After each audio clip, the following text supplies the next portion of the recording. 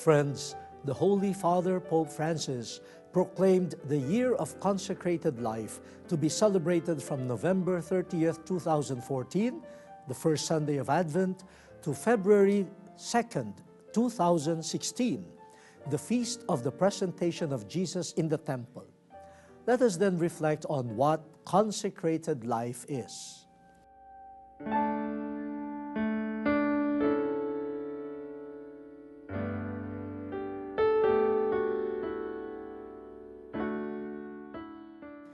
We witness in today's Gospel the calling of the first disciples. Each individual has a vocation, a calling.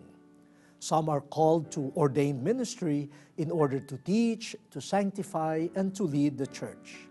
Then there are the lay faithful who are called primarily to bring the gospel into the temporal world.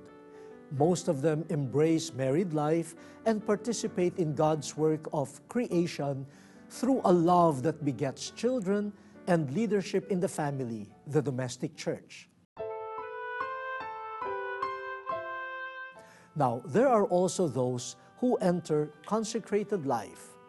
The Catechism teaches us that it is the state of life which is constituted by the profession of the evangelical counsels. Now, what are these?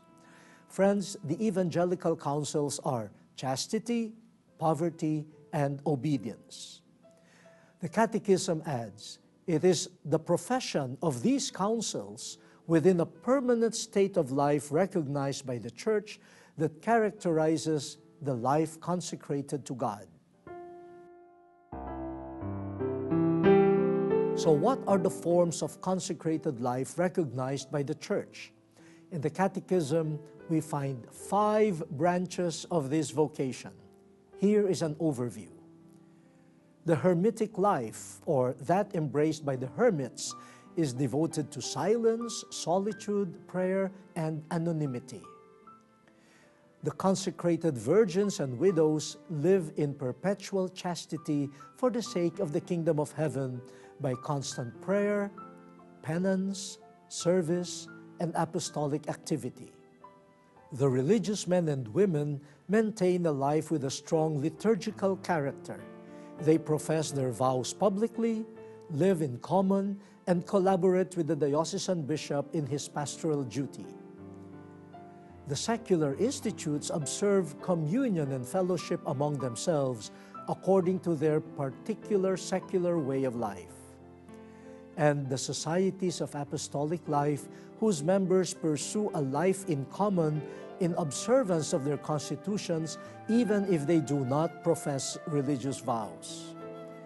Allow me to share with you a word of consolation that Pope Francis, himself a consecrated person because of his vocation as a Jesuit, wrote in his apostolic letter to all consecrated people.